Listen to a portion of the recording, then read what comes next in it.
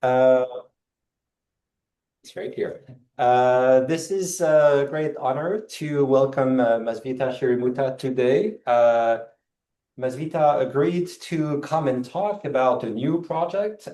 You might have seen the paper, A Mark of the Non-Cognitive. We circulated this paper, and that will be the topic of today. I just want to say things that you probably know already, which is that Mazviita is a senior lecturer in philosophy at the University of Edinburgh in Scotland. She was trained in neuroscience. She was what I call an expert on vision neuroscience, even though she said they're better experts than her, which I guess is often the case when you're an expert in something. And in fact, we discussed about her interest for philosophy, which in fact has always been there. So she started with philosophy and psychology, then did some neuroscience, and then really dived into philosophy. She's I think one of the best philosophers about neuroscience, of neuroscience, and also philosopher of science more generally. Um, as you, of course, heard, her book, The Brain Abstracted, which is in fact her second book, received the Lakatos Award recently for what they call an outstanding contribution to philosophy of science, which it is. Her first book was almost 10 years ago, I think, also at MIT Press. You might also have seen that this brain abstracted book is freely available, open access, thanks to MIT Press. So not everyone does that. So we should thank MIT Press and we should think about publishing with them instead of sometimes other publishers. It's really a pleasure, Mazviita, to welcome you today. Thank you so much for accepting our invitation, and the floor is yours. Okay, thank you so much for inviting me here and for that introduction to this. Yeah, welcome that you've made to me for this legendary institute, I have to say. It's like a really unique contribution to bringing philosophers and science together. So I was actually thinking about this project as a better example of philosophy in science than what I was doing as the research for the book. So I'll talk a bit about just how this collaboration transpired and how I ended up working on a topic which is a branch of science, relates to a branch of science that I'm not actually that familiar with. And this is why I feel like I'm a philosophical interloper into this area. So this is the plan that I'm going to be talking about today. So there's this debate over how we define cognition, how we classify certain entities as cognitive and non-cognitive. And this has been linked recently in the science to this new field known as basal cognition. So this debate about whether organisms that don't have nervous systems of any sort, such as bacteria, plants, whether we should also say that they have cognitive properties and behaviors.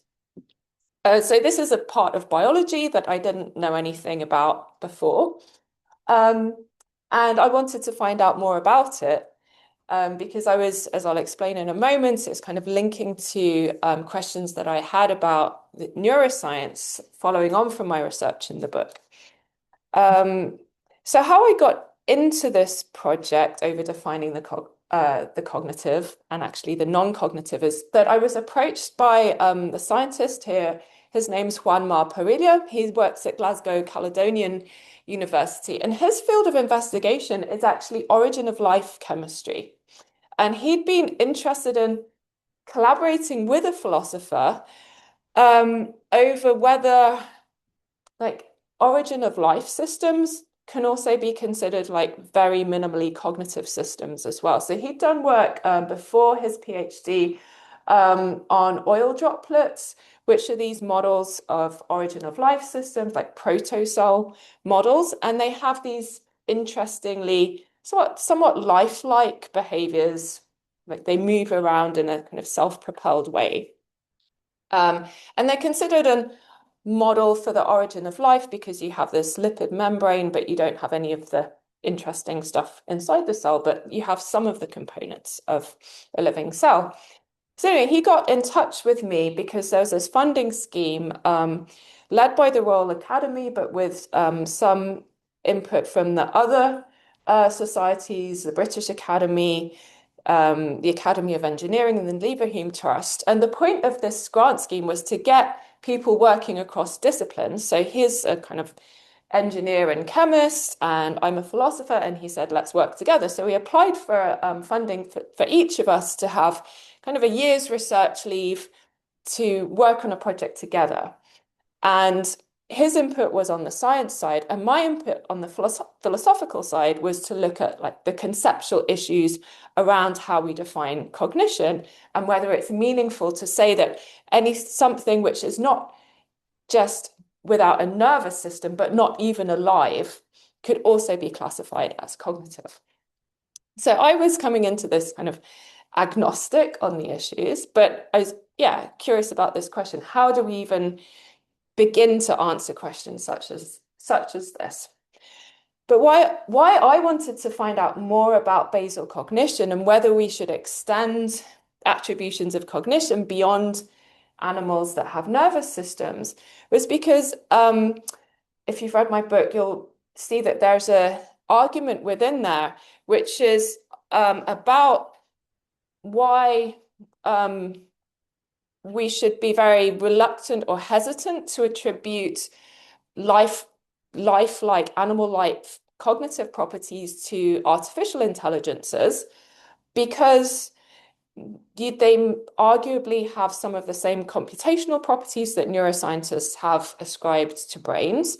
But I say that those models are not to be taken literally.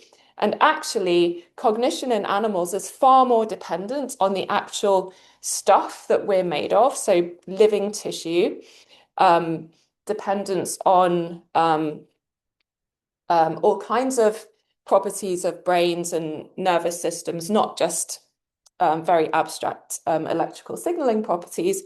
And so this got me curious about, if you like, the biological basis of cognition, hence my interest in kind of looking at the question of whether there's cognition much more broadly in the living world than just animals with nervous systems. So that's why it came at a nice time that Juan Mar contacted me to look at this question of the cognitive, non-cognitive boundary, just as I was getting interested in research on basal cognition.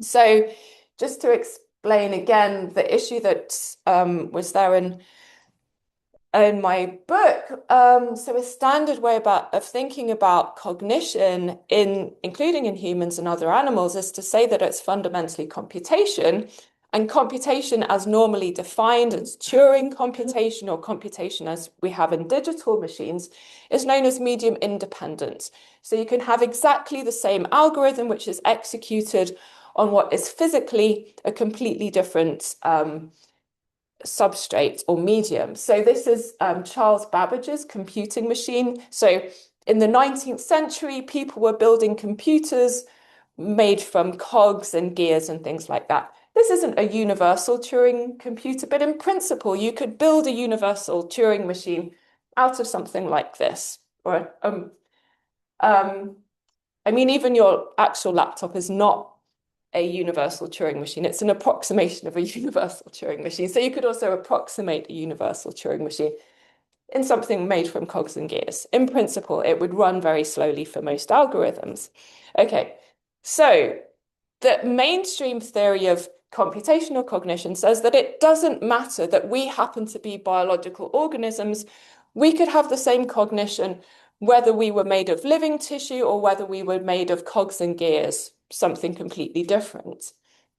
Whereas there's this view that it was actually Godfrey Smith's paper, Mind, Matter, and Metabolism, where he says that actually there could be something very significant about the biological tissue that we are made from, which is actually crucial to how cognition happens in evolved living organisms.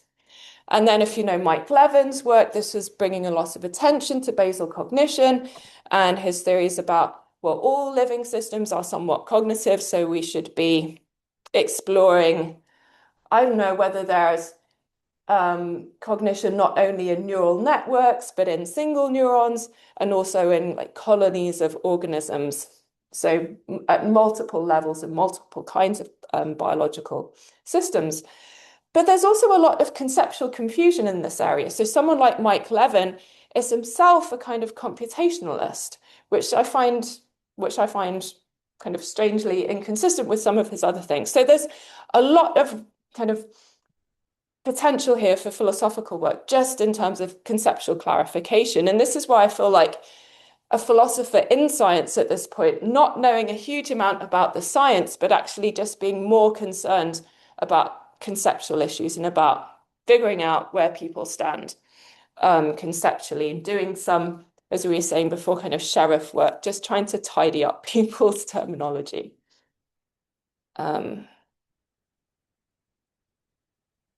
So another way of motivating this project, this is like representing how I feel about a lot of theoretical neuroscience, is that people have focused on computation as an explanation for cognition because you have a very clear theoretical framework for understanding computation. We know how to define it in digital machines. And therefore, there's been this importation of computational ideas into neuroscience. You have this bright light of computation, and people have been looking at the brain through this computational lens, expecting to find out this is going to explain how cognition happens, how consciousness happens even. But if cognition is fundamentally a biological property, then you need to be looking actually in the dark areas of biology to actually figure out how the brain gives rise to cognition, and not just be dazzled by the light of computation. So my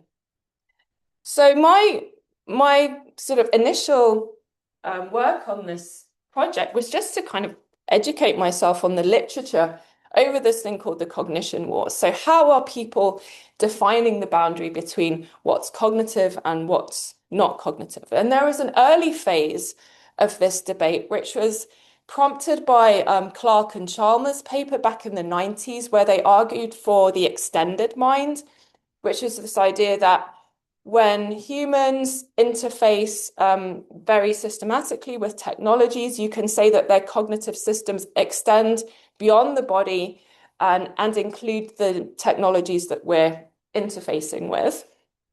Then there's a second phase, which is looking within the living world and asking what kinds of things can be cognitive. So most people would agree that animals, unlike us, but with nervous systems such as this bee, are still cognitive. They have perception, they have memory, they have a rich set of behaviors. They're also social. But then you can ask the question, is this plant, is this sunflower also a cognitive system? Doesn't have a nervous system, but some people have been arguing that plants are also cognitive creatures. In fact, I have a PhD student who wants to argue that plants have language. So this is, I kind of give him some pushback on this, but yeah, there are people out there arguing this kind of thing. But what about a single-celled organism? Would you be willing to ascribe cognition to that? There are also people arguing that single-cell bacteria have cognitive capacities. And then Juanma, my collaborator, was curious about the question, okay, are there non-living chemical systems which have some similarity with the most basic forms of living systems? Would you be willing to ascribe any kind of cognitive capacities to them as well? So that starts to sound really strange, but my role as a philosopher here was to be kind of neutral about this more empirical question and then say, okay, well, first we need a robust way of defining what's cognitive, and then we can start asking these questions on a more solid ground. So I started reading in this literature, noting that there's a wide set of views, a lot of disagreement about how we should define the cognitive versus non-cognitive boundary. But I noticed that one thing that people agreed on is what is not cognitive. So that's why I hit upon that idea. But in terms of the disagreement, the range of views, this is sort of represented by these two quotes here. So Pamela Lyon is one of the most vocal people in the basal cognition field. So she's argued strongly that traditional definitions of cognition have been anthropocentric. So we've defined cognition in terms of what humans can do. And then for any living organisms, which are very much not like human beings, then we've been reluctant to ascribe cognitive capacities to them. And she says that that's misguided because it's anthropocentric, and we should be willing to accept that all biological systems are cognitive in exactly the same in as robust a way as humans are. Okay, so really decentering the human from our definition of cognition.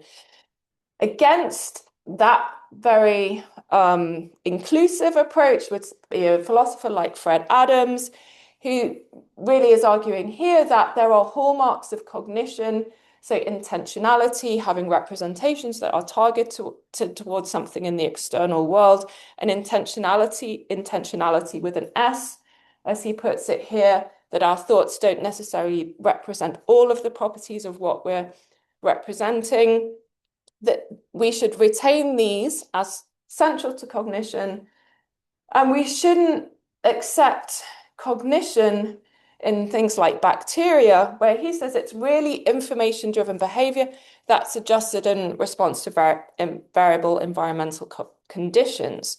So he would look at these examples that Pamela Lyon gives. Oh, bacteria do this thing of chemotaxis. They're sensing their environment in some way, and their behavior is modified by environmental conditions. And he says, yes, this is information-driven behavior, but it's not genuine cognition. So this begins to sound very semantic. It's like, well, just depends what words we want to use for certain things. Okay, so why define the non-cognitive? Well, as I said, at least I noticed here, this is something that people were agreeing on. So I was reading the literature and I found that there were a certain number of hallmarks of what's non-cognitive that no one was kind of disagreeing over. And it seems that in some, and one of the objections that I had to this approach was people would say, well, if you're interested in elephants, why be bothered with the definition of non-elephants? Because, well, if we just find all the non-elephants in the world, that wouldn't tell us actually much about what elephants positively are.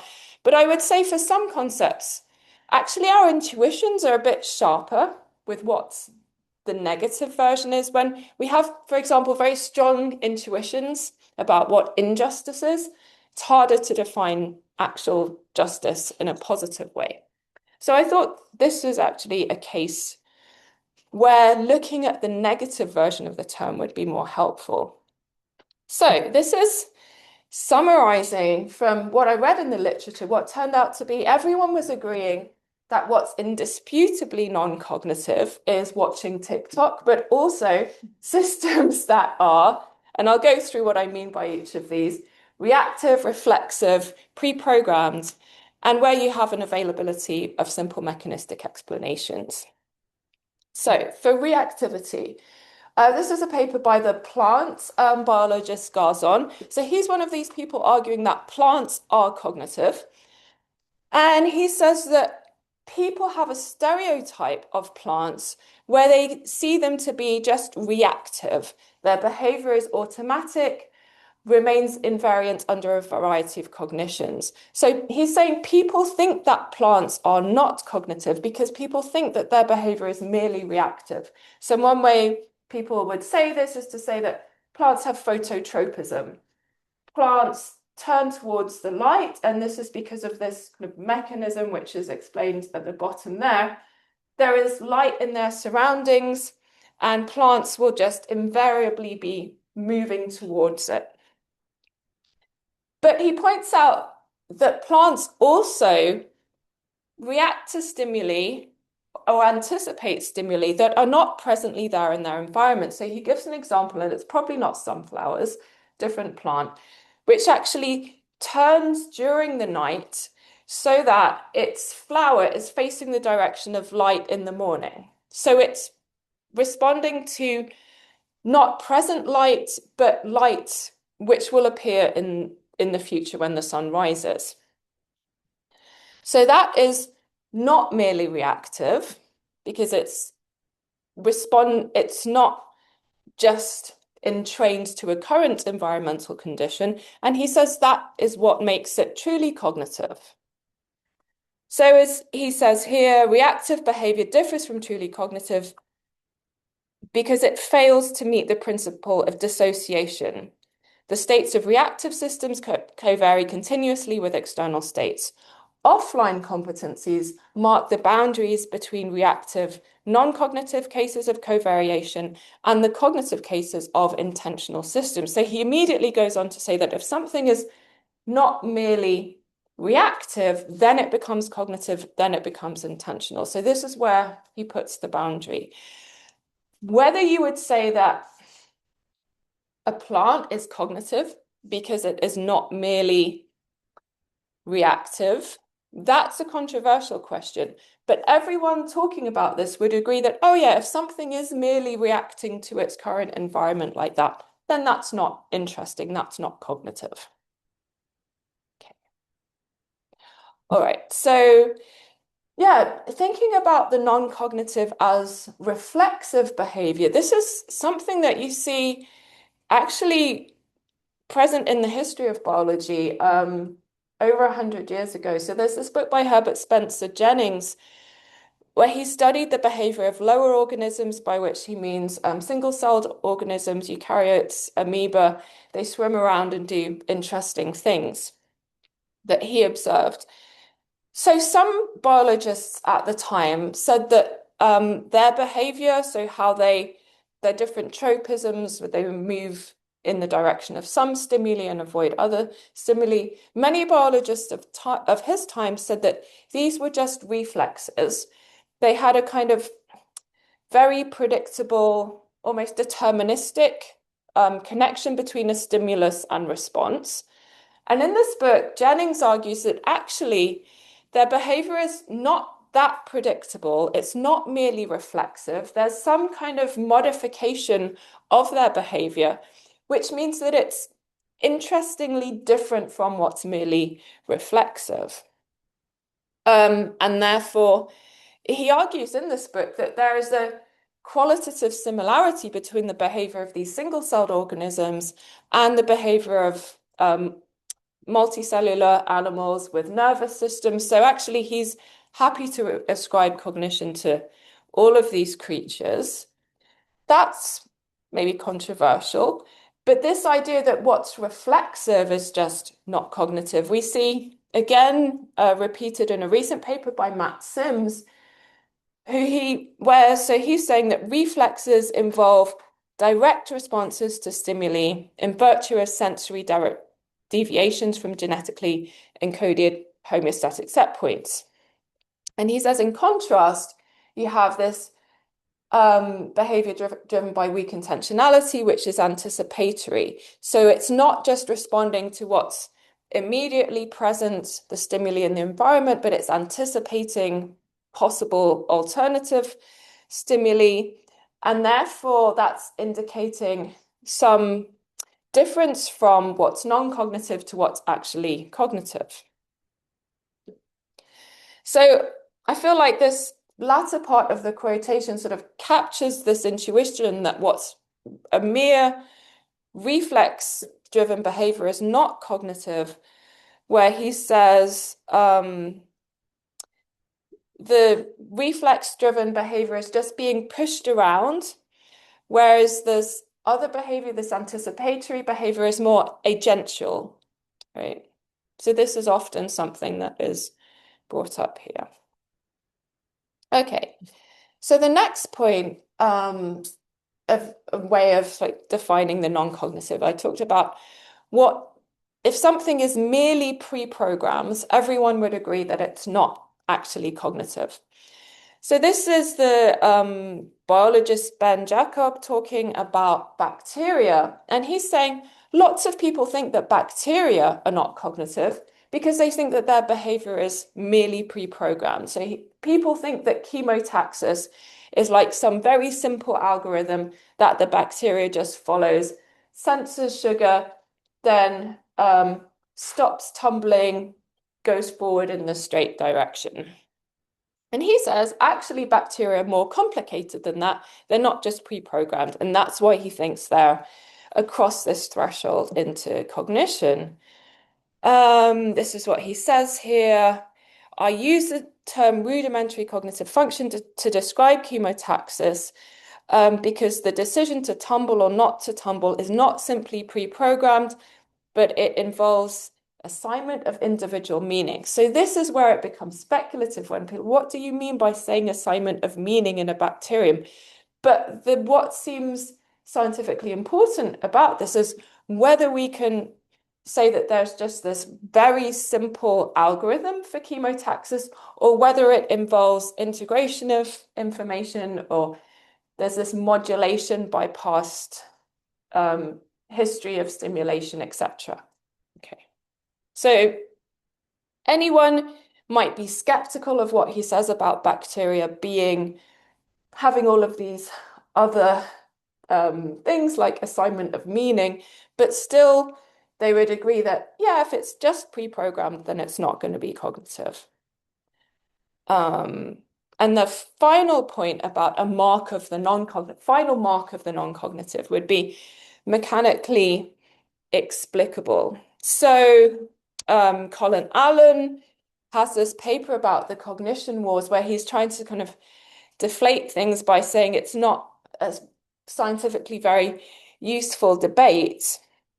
And he says often people have intuitions about living systems which go along the lines of, well, bacteria memory is not genuine cognition because we have a very available mechanistic explanation of what bacteria memory is or what chemotaxis would be. So his point is that when people are reluctant to say that a system is cognitive, it's because we have available this completely mechanically transparent idea about how this system could be producing the behavior. And when we know mechanistically what's going on, why would we also want to say that it's cognitive? So yeah, the point holds, it's reflected also in this quote by Macmillan and Levin, when they're noting that people are skeptical about their own examples of basal cognition because people say, yes, when you drill down to the chemistry, you just say that there's no intelligence here because it mechanically follows from the laws of physics. So they do think that their bacteria and other things are genuinely cognitive, but they agree that many people have this intuition that if there is a straightforward mechanistic or physical chemical explanation for the phenomenon, then they'd be reluctant to say it's actually cognitive.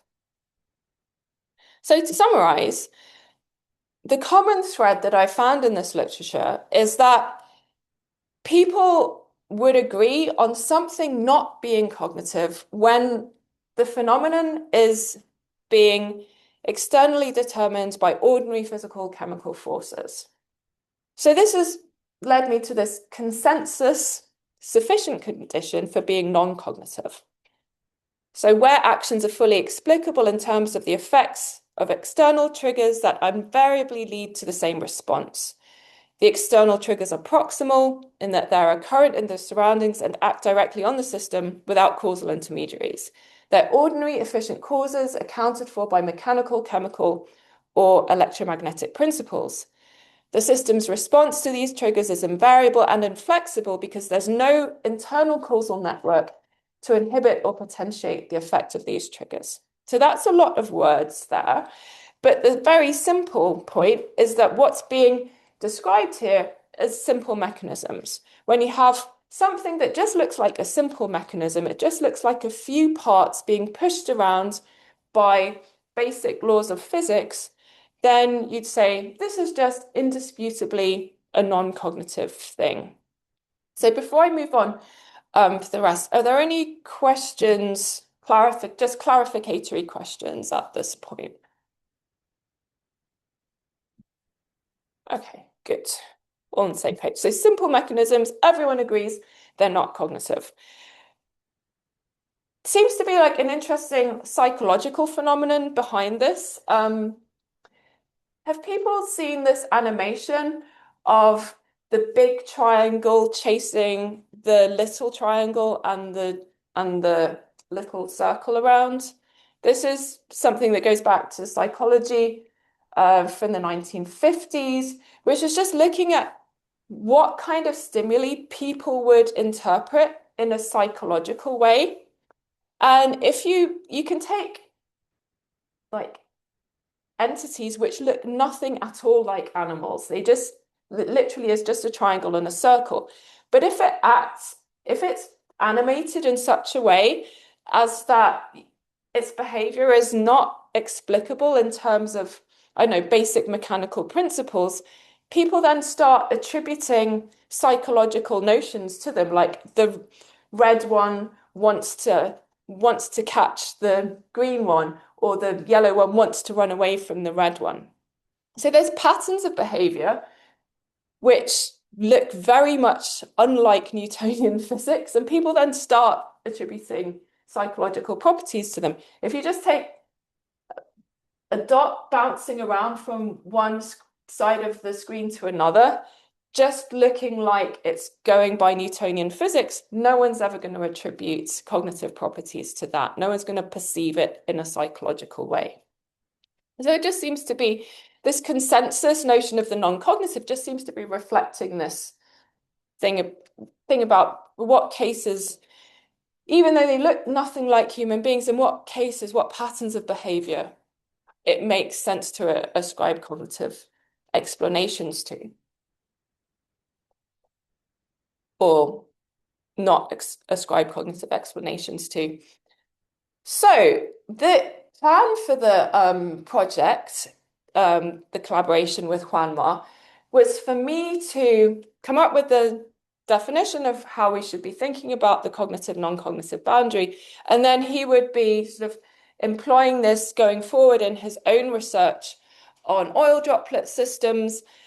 But there was a kind of practical problem that came in the way, which is that my research leave with Edinburgh University came online way before he was able to get his teaching replacement at Glasgow Caledonian University. So basically, I'd finished up my research leave before he started his research leave. So we never really worked in tandem on our projects. And then also his project was to use generative AI to also test out whether you could create simulated data for his experiments, partly for logistical reasons, because he didn't have a chemistry lab at Glasgow Caledonian where he could do a lot of new experiments, but he had previous data and he wanted to see how much he could utilize that with Gen AI methods. And that went a bit slowly because he found out that the data wasn't quite enough to get as good simulations as he was hoping for. And so a lot of his time was just spent perfecting that.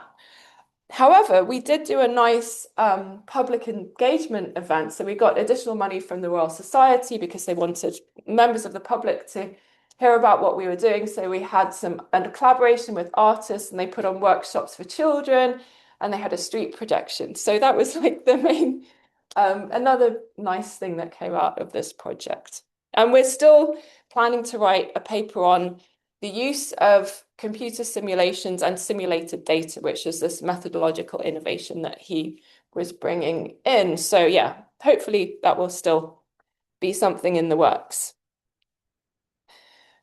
Yeah, so there was supposed to be kind of an afterlife to this cognitive, non-cognitive question, which never quite got settled in our collaboration. But instead, I sort of went forward with this paper, then thinking about some of the philosophical implications of thinking about, well, what's non-cognitive is fundamentally what we think of as a simple mechanism. So then there are further implications about what happens when mechanistic ideas about everything in biology fundamentally being a simple mechanism. Does that mean that people are thinking of everything as fundamentally non-cognitive?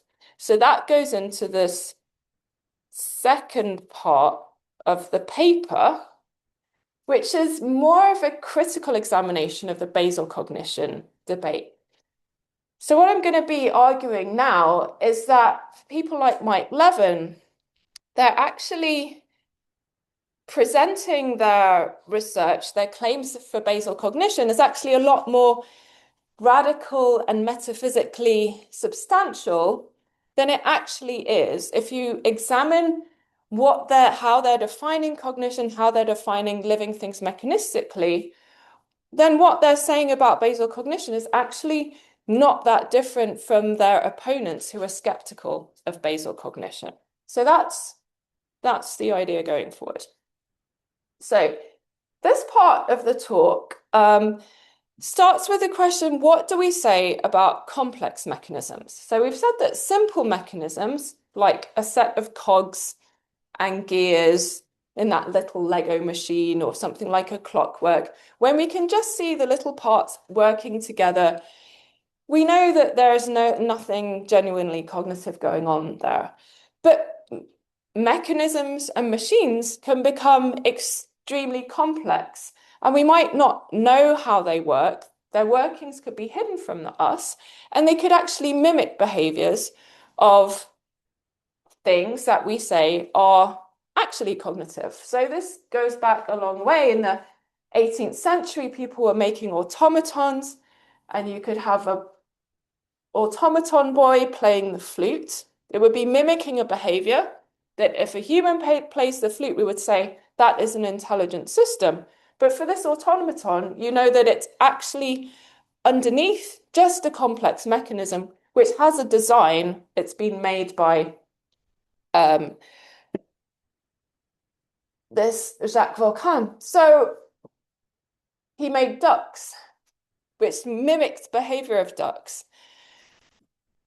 But what about a real duck? Would we say that is a complex mechanism and we just don't know its design? It's very, very complicated. It's got microscopic parts. If it's just a complex mechanism, in what way is it different from that automaton where we say, yeah, it's a complex mechanism, it's got all these clever things going on inside it, but really it's not cognitive because we know it's just a bunch of simple mechanisms stuck together. Okay, so what do we say about complex living mechanisms? So this is important because someone like Mike Levin has the view about organisms that they are just complex living mechanisms.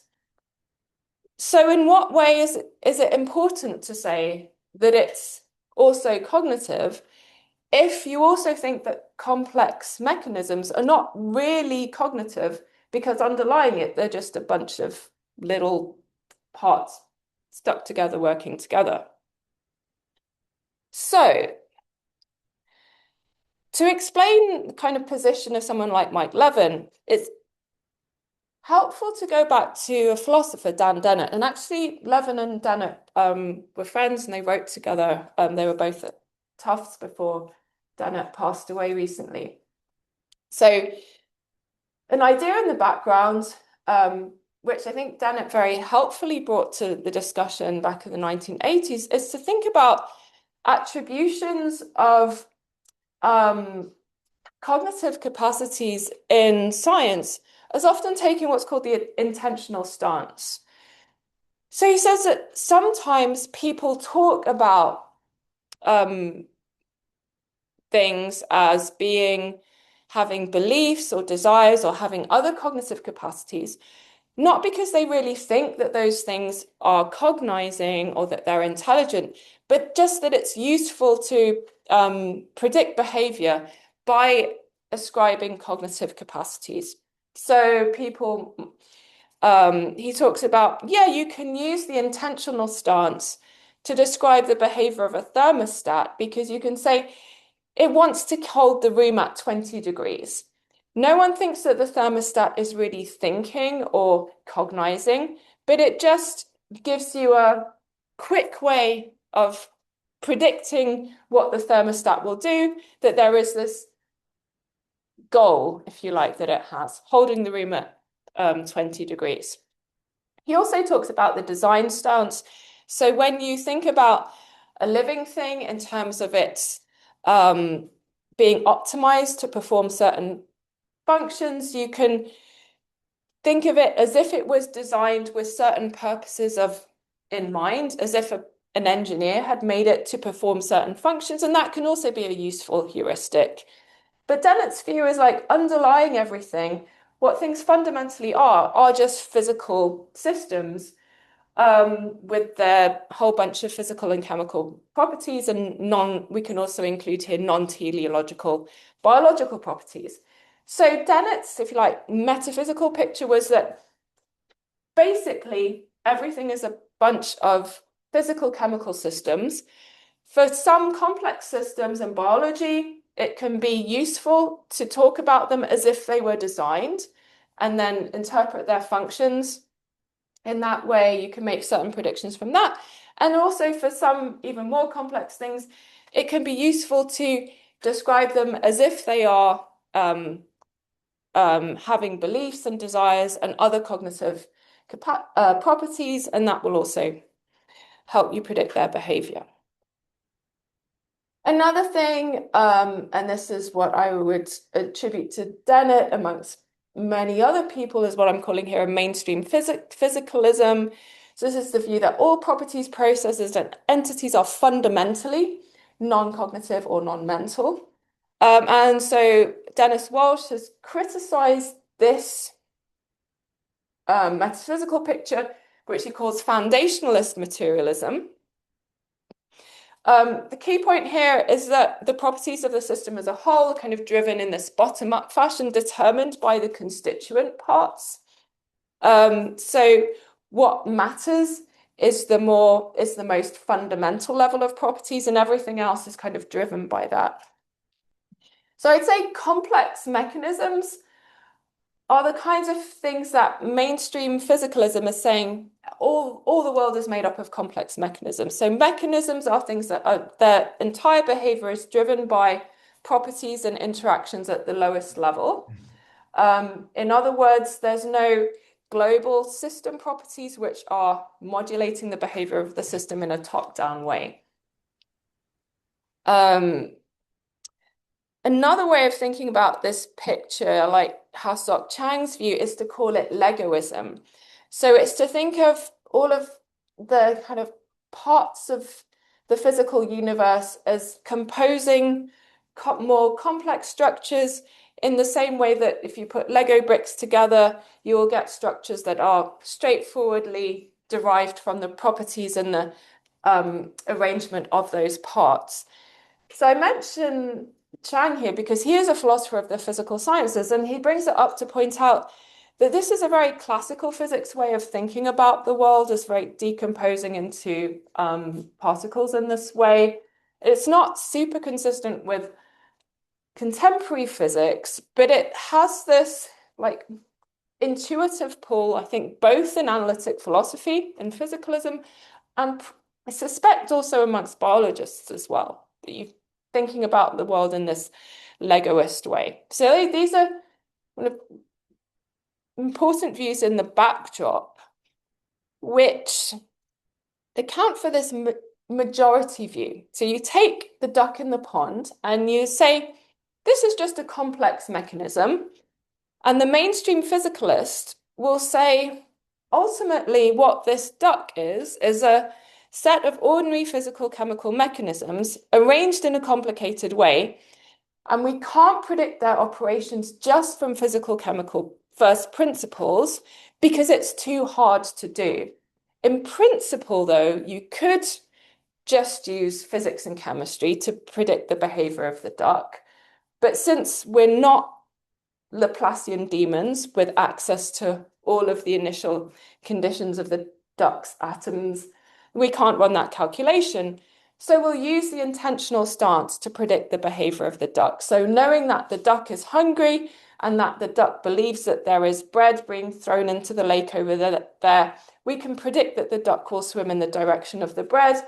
We can't predict the duck's behavior by looking at the atoms in its body. So we will use the intentional stance because that's actually more efficient and more useful. So I feel like that's the majority view, and it's reflected by someone. Yeah, I have a nice quote from Levin on this, but that is a couple of slides ahead.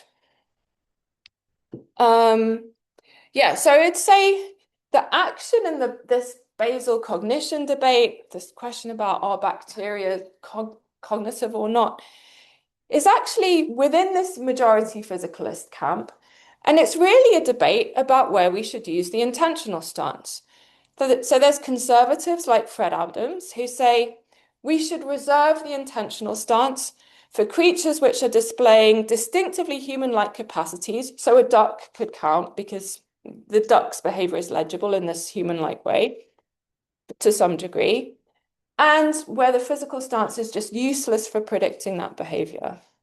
Radicals in this debate, like Mike Levin, will be saying, no, we can use the intentional stance much more widely. So something like a bacteria doesn't look that much like human cognitive capacities, and also the physical stance has a fair amount of explanatory ability there, but still it's helpful in addition to use the intentional stance.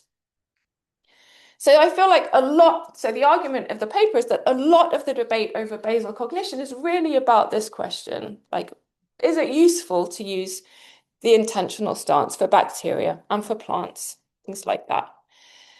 So back to our question, does this bacteria think? So the radicals would say, yes, it's useful to say it thinks. The conservatives will say, no, we need to reserve cognitive terms for complex mechanisms which are like us and other animals. But what they fundamentally agree on is that all living organisms are just complex mechanisms, and complex mechanisms are fundamentally not cognitive because their components are fundamentally non-cognitive. They're just these physical chemical systems. So this leads me to conclude that for the most part, the debate over basal cognition is actually quite trivial. And this is this quote from Mike Levin, which I think kind of reveals this. So he mentions the intentional stance by Dennett, and says this is what he's doing here. Here he writes, it's assumed that there is no such thing as magical true cognition that is the province of humans. So there's nothing special that humans have. It's all just, yeah, mechanisms. And it's assumed that all metaphors are to be judged by their utility in driving scientific progress. It's an empirical question to be answered in time based on whether a given metaphor improves prediction and control in novel cases at the bench. So his argument for basal cognition is just that it's useful to describe these non-neural systems, single cells, and other things that he's working on as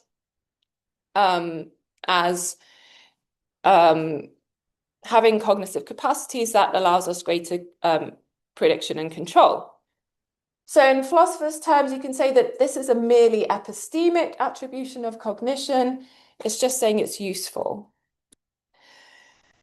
Though perhaps if you have a non-reductive version of physicalism, you're able to say that the attribution of cognition is more than epistemic.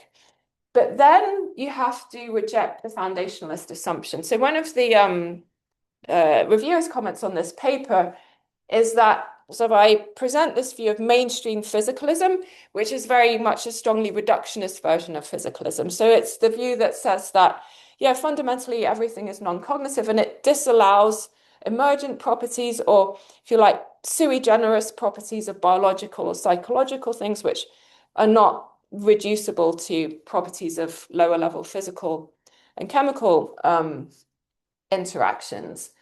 So there's a whole, I don't know, rainforest of different physicalist ontologies out there, and it's not my part of philosophy to go into that much detail about them, but it seems clear that if you want to avoid that trivial position, you have to have a version of non-reductive physicalism, which breaks with that foundationalist or strongly reductionist assumption.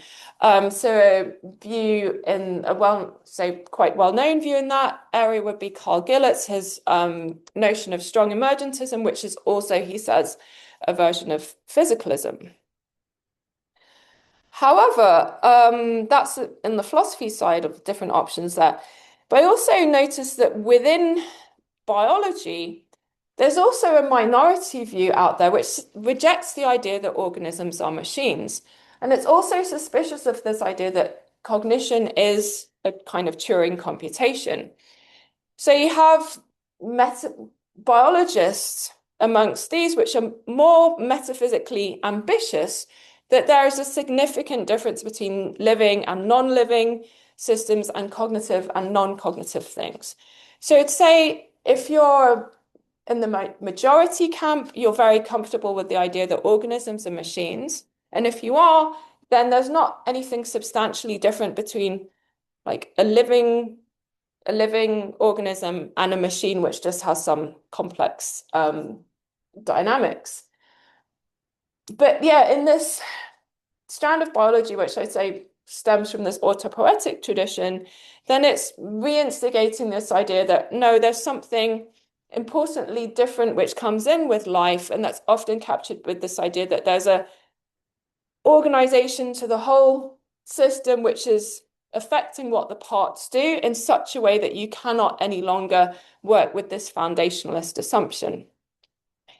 So in the final part of the paper, I propose that for biologists working in that direction, changing the metaphysics more explicitly to a non-reductive physicalism inspired by Aristotle and this idea that there's form and matter, and the form, i.e. the whole organization, has some way of determining how the biological constituents are operating.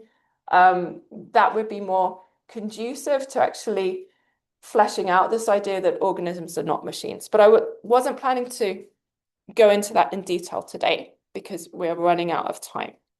So I'll just say a few words to finish on where that leaves the question of what the cognitive positively is. And there's obviously been talking about cognition along the way as talking about what's non-cognitive.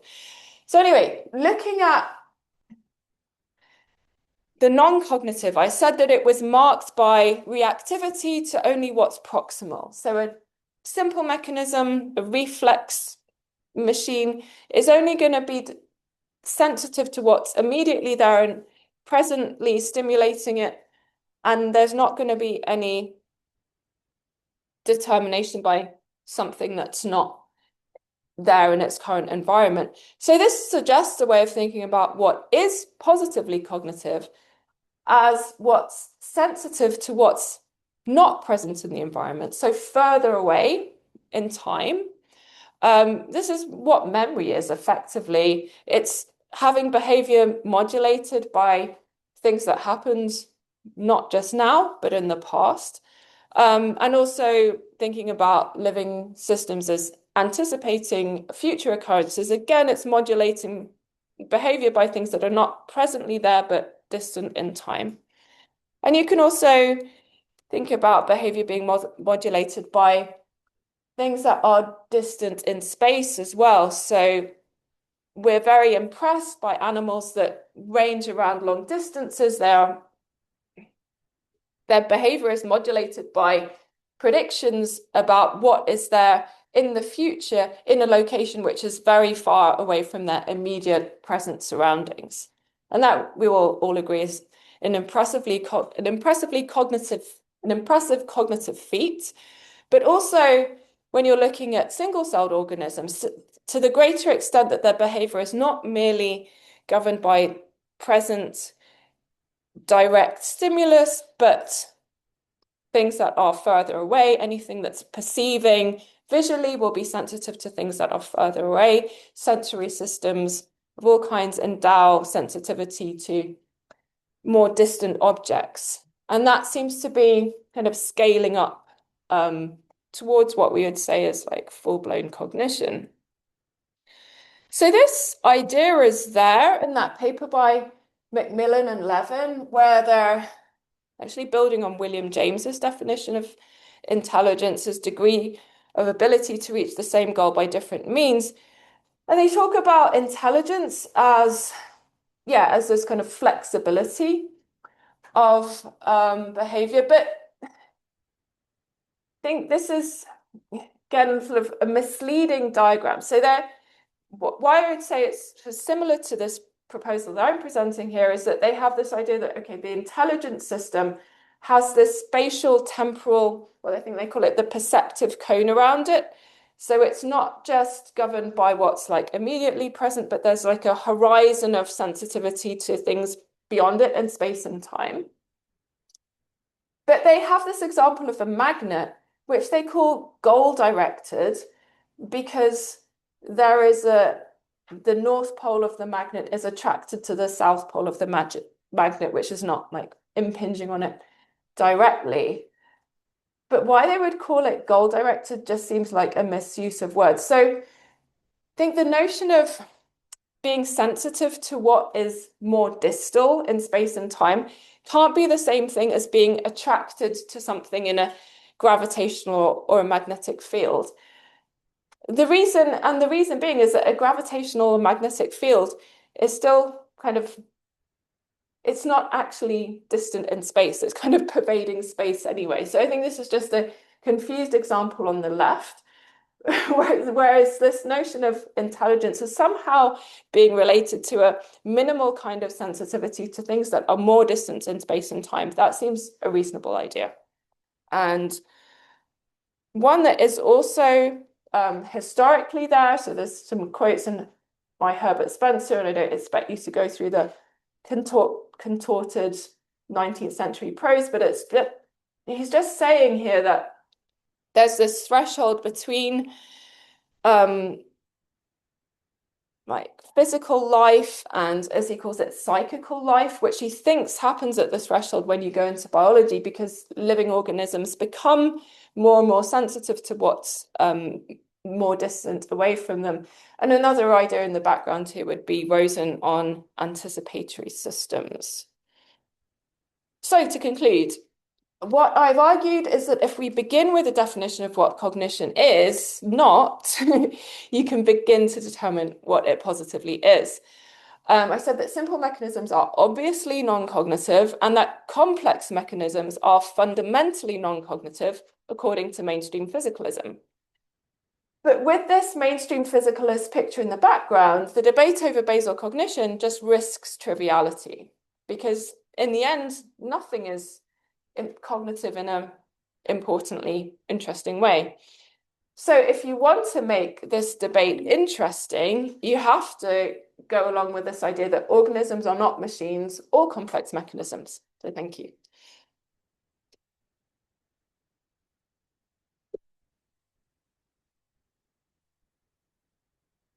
We have time for questions, and if you could say very quickly who you are, I think it could be helpful for answering the questions.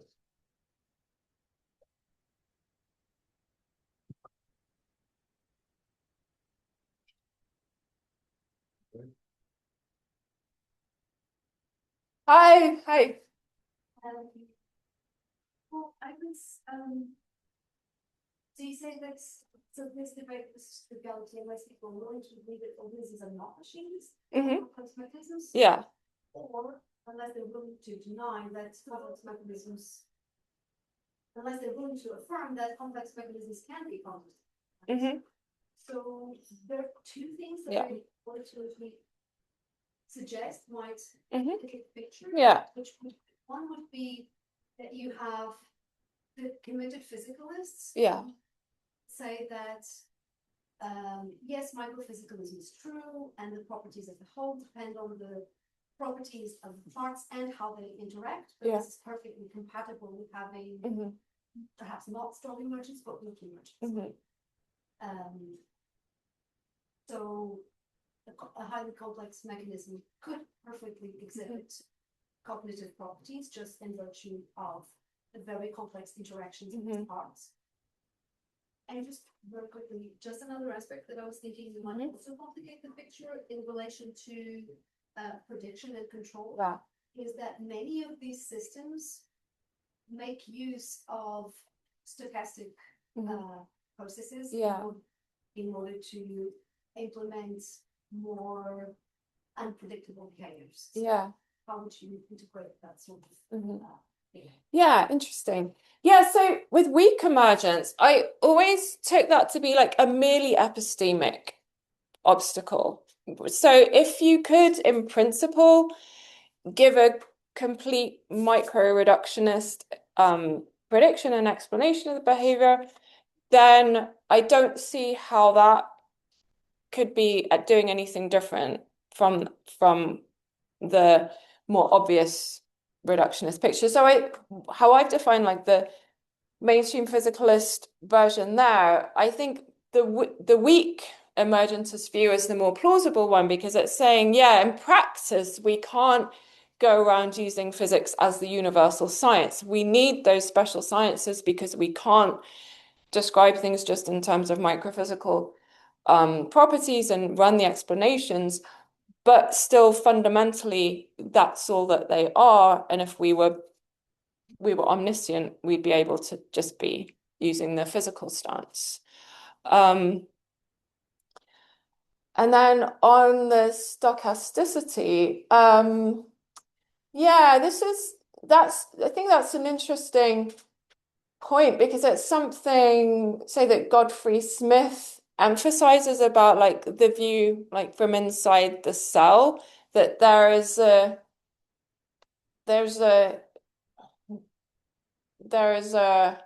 high degree of stochasticity, and a lot of the cell dynamics are actually leveraging that to create the effect. So yeah, I mean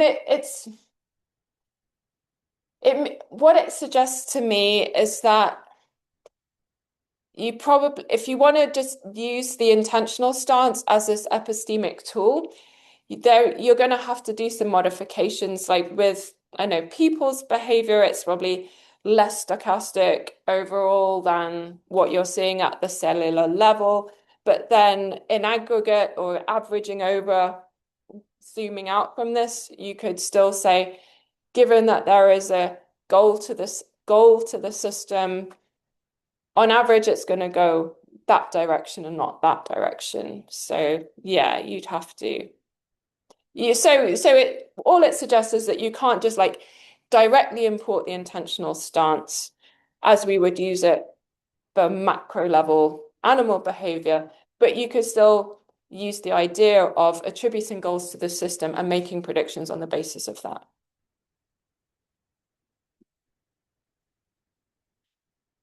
Yeah. Peter Cosman, we met. Yeah, nice to see you again. Yeah. So I was trained as a biological neuroscientist, and I'm old enough to have witnessed the emergence of cognitive neuroscience. So I'm a little intrigued, and that's why I very much appreciate your talk. Yeah.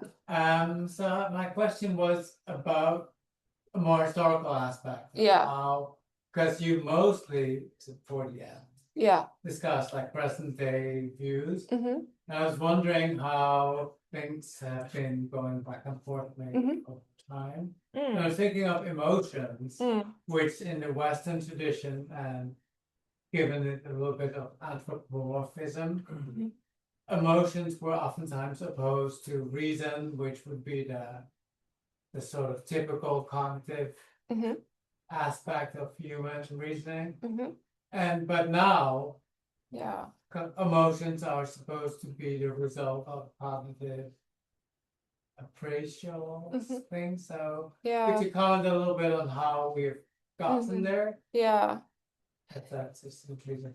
Yeah, I wouldn't be able to comment too much on how emotion is figuring in this. I haven't thought about that before. I mean, when I use the word cognitive, I'm using it here as a catch-all for everything that goes under that banner today. So that includes emotion, And emotion we more obviously share with other animals. And I think there's probably, okay, I'm just going to speculate. The shift is something to do with maybe in previous iterations of thinking about boundary of the cognitive, that was people were more invested in like setting humans apart and looking at cognition, specifically like language and this idea of rationality, which is divorced from emotion. Then people were more invested in an idea of cognition which encompassed humans and other animals, and then emotion more readily got put into there. But it does kind of figure in this kind of basal cognition debate in an interesting way, and Godfrey Smith talks about it, and then notion of, okay, well, what makes, okay, one way to think about why the living boundary is important, to say that, well, living things are invested in their own survival, which means that stimuli are not neutral to them. They're going to be positive or negative. And maybe that is the beginning of sentience. Maybe that's the beginning of valence, or what we feel consciously as emotion. So that's the kind of speculation that's happening in this area, that why emotion would be significant there as one, valence, like as something quite foundational to living entities, and then valence as a precursor to emotion as we experience it. Yes, okay, I'll pick out my own questioners. So you first, and then Christopher. Oh, okay, yeah. Thank you. My name is William Rosenberger, and I work as a PhD student on curiosity. Okay. It relates to how to detect cognition. Okay. Because we want to see spontaneous behavior that right. we can't explain. Yeah, okay. But my question is there really an issue with the intentional stance, in the sense that maybe what we have to put in the picture is that attributing cognition to someone is really something subjective, and therefore when we have to determine what is cognitive and not cognitive, we also have to determine, okay, what's the kind of system that can attribute this, because maybe so at first we thought it was cognitive because we couldn't predict what would happen then. As science develops, maybe later on we will decrease the level of cognition in things that we currently attribute as cognitive. Yeah, so I think the problem with accepting it as a merely subjective or question, or a pragmatic question, but not something that we should be fundamentally invested in, like particularly at this time when there's so much speculation about whether machines, specifically AI, are cognitive, because we give cognitive entities a kind of moral investment that we don't give to non-cognitive entities. So then it becomes, given our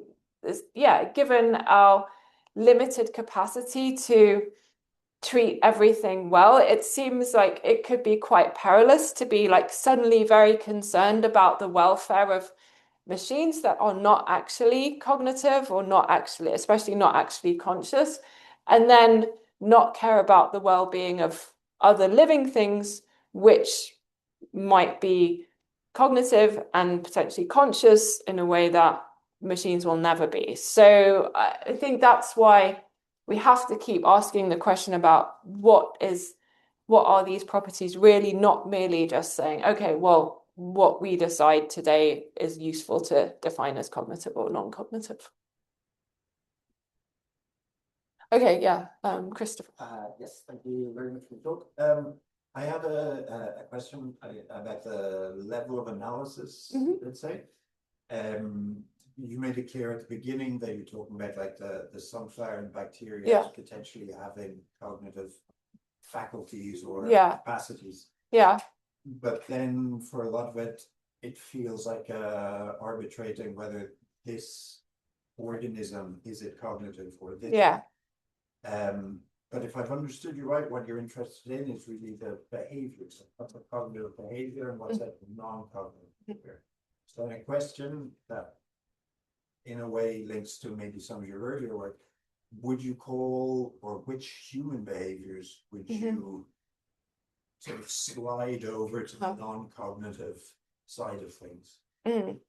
Yeah, so if I'm regimenting my speech properly, I prefer to talk about in terms of capacities rather than cognitive properties or cognitive behaviors, but I think my speech slid around a bit there. So I prefer to talk about capacities because it points to like a more stable disposition of a system as opposed to behavior that is just manifest on the surface or not on the surface. So that's what it seems to me to be important, because if we shift to just talking about cognitive behaviors, then something which is merely a behavioral duplicate could then also count. So that's why capacities allude to the point that internal organization is also important for defining whether someone bears the capacities or not. It's not merely having the overt behavior.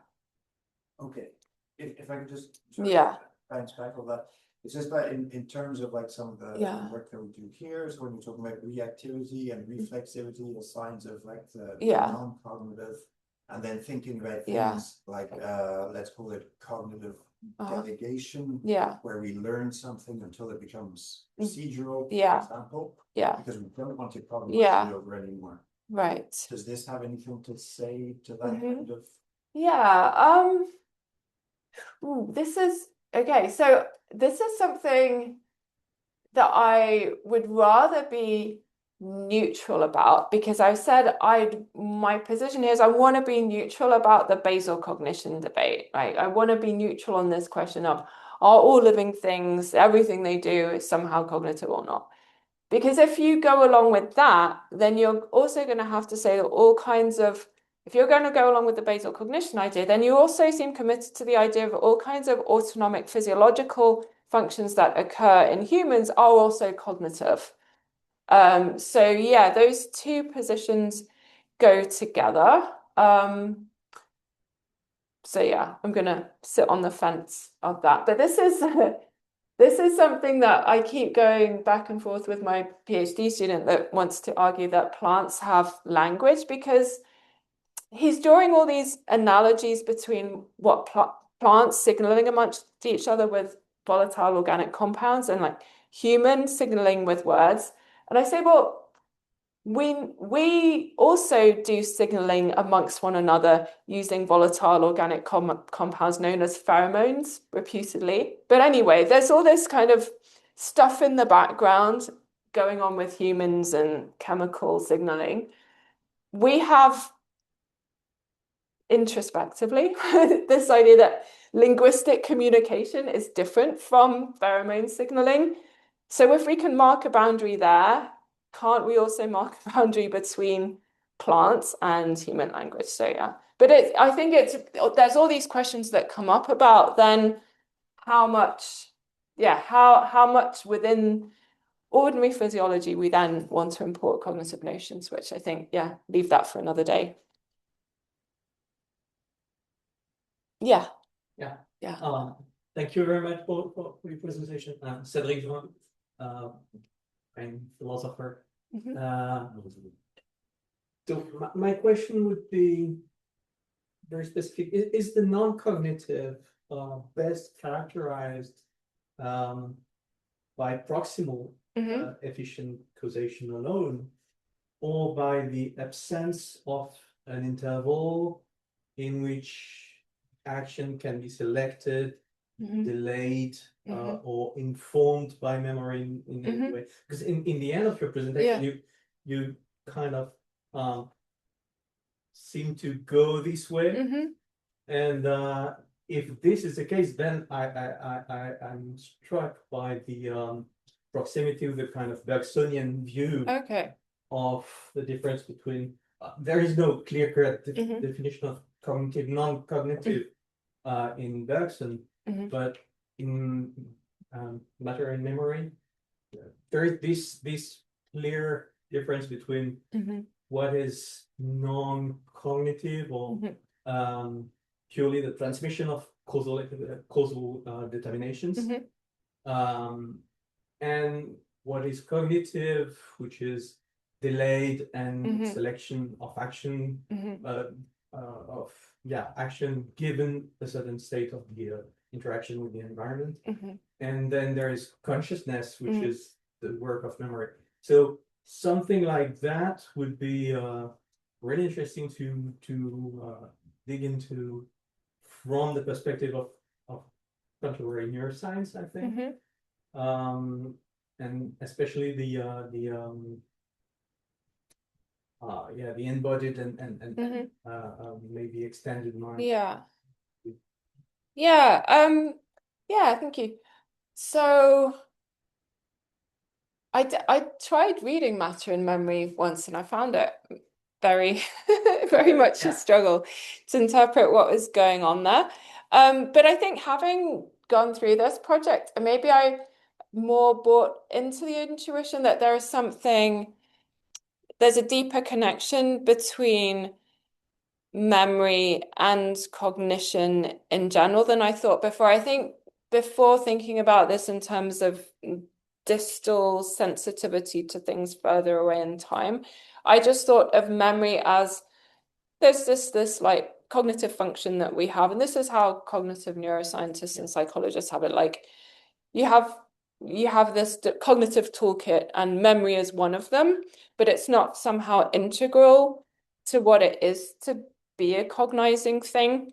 So maybe now I could see why you might think that memory is more integral. Maybe I should read that book again.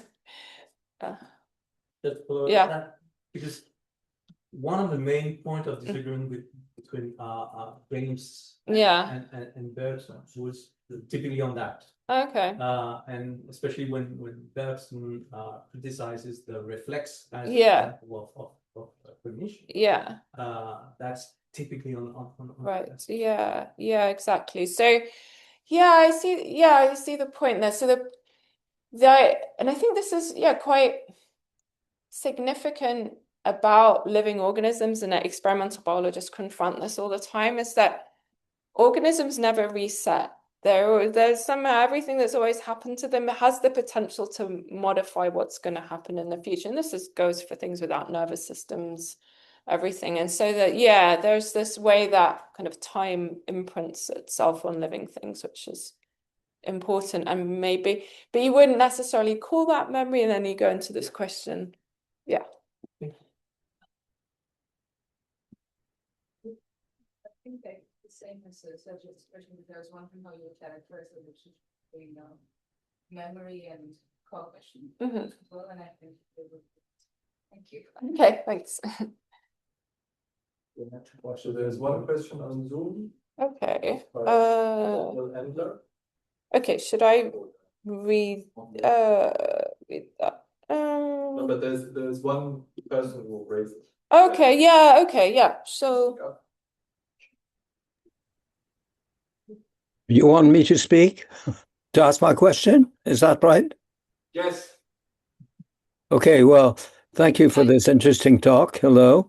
I'm emeritus professor of philosophy at Sorbonne, and essentially working on the foundations of cognitive science and to some extent of AI. And I learned philosophy of mind 40 years ago. And in those days, there was an important philosopher called Jerry Fodor, and you haven't mentioned Fodor. And there was also Dretske and people like that. And the one thing that would have surprised them and did surprise me in your presentation is the complete absence of one notion, which is representation. Because when you said what many people say, that for some people cognition is computation. It makes absolutely no sense except as shorthand for computational representational. And in fact, people like Fodor and John Hoagland and many people, those who wanted to promote the model or wanted to criticize it, took care of explaining that there's no computation without representation. They go sort of, so to speak, hand in hand. And with the notion of representation, I think you could wrap up a lot of your very interesting observations about spatial, about memory, about goals, about the intentional stance, and so on, with the notion of representation. So it's just a suggestion. I wanted to just mention it. Really, those philosophers of mind of the early 80s or mid 80s were really good people, good, well worth reading. One thing I just want to make, as the slide is on my machine, I don't know if it is on your screen, you say that complex mechanisms are fundamentally non-cognitive according to mainstream physicalism, which surprises me because people like Fodor and Dretske and the others definitely think that we are complex mechanisms, we human beings, and by the way, also advanced, evolved mammals as well, and maybe other animals. We are complex mechanisms, and we are fundamentally cognitive. I mean, we're paradigm cognitive, and they are physicalists. So to me, this doesn't quite make sense. Okay. So there's a footnote in the paper on this point. So Jerry Fodor developed and defended a view of non-reductive physicalism. Yeah. And I have a footnote in the paper, whereas I agree with another more recent philosopher that all of these attempts, I feel, have mostly ended up being quite unstable or sort of really not being able to draw a line between reductive physicalism. So Fodor, for example, presents his non-reductive physicalism through this argument of multiple realizability. So the laws of the special sciences capture regularities that if you look at the instances of them from the point of view of physics, so there is, for say, a law in psychology, or like the law of supply and demand in economics. If you look at each instance of supply and demand in economics from the physical perspective, there's going to be so many different examples of it that it doesn't make sense to describe it in physical terms.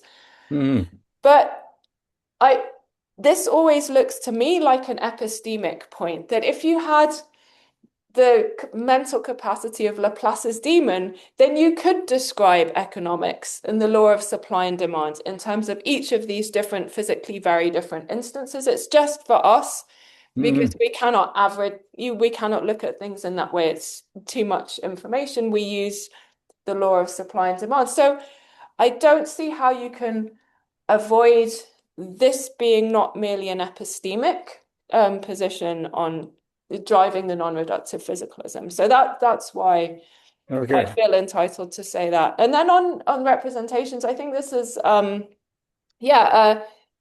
interesting point that most of the people arguing for basal cognition are sort of reluctant to talk about representations being necessary for cognition, and the people like who are wanting to be more restrictive about cognition are saying, no, you need representations which have certain criteria, intentionality with a T and an S. And then the thing is, I think that's right, that if you go into thinking about this distal sensitivity, that feels like a step towards the more full-blown notion of representation and intentionality. So I think that is an interesting thing about this view, that it gives you a kind of foothold into why representation is so central to how we think about cognition. Yeah. Thank you. There's another hand online. Rocco Garenzi. Hi, Mazviita. Hey. Hi, this is Rocco from Verona. So I was wondering, so if I don't know if it makes much sense what I'm saying, but to come back to the meaning and self-concern, these kind of categories, self-interest. So whether it makes sense to speak about cognition, not just itself for the, let's say, sense and act kind of loop that is, can be implemented by any other mechanism, but the more sense, act, and maintain. So there is a further, like, I'm being very alien in this, in like in that there, in a way, we can define cognitive something that does it with the purpose of survival, maintenance, self-maintenance, and so on and so forth, and which is connected to the idea of self-interest and meaning generation that is not that is not parasitic on other meanings that are imposed, say, by the designer or like in machines or something like. I don't know if this, so in itself cognition would not be. I mean, it would be a name for something that is more than just sense and act, and just I don't know. Yeah, I mean, so that's like very much a feature of the autopoietic position. It's that self-maintenance is just this importantly different thing that living systems have compared to non-living machines, which non-living machines like my laptop are stable. If they don't have to maintain themselves, they don't need to they won't just disintegrate if they're not getting permanent supplies of energy and material.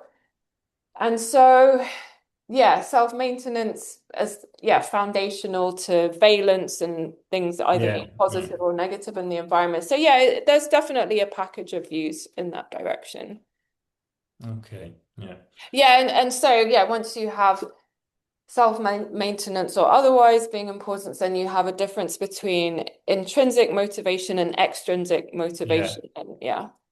In a way, I was thinking if I can say something, so that provides, I mean, in a way, we can say cognition really evolved. So if we want to take that category and say, well, from very, very simple, why did we get very complex cognition in a way? And if we add that, of course, that self-concern, we can say, well, because it optimizes, it actually multiplies the possibility of survival. So we might think as connected intrinsically to that rather than just taking as simple as a process in itself. Thanks. Thank you. Okay, I think it's time to thank again Mazviita. Thank you.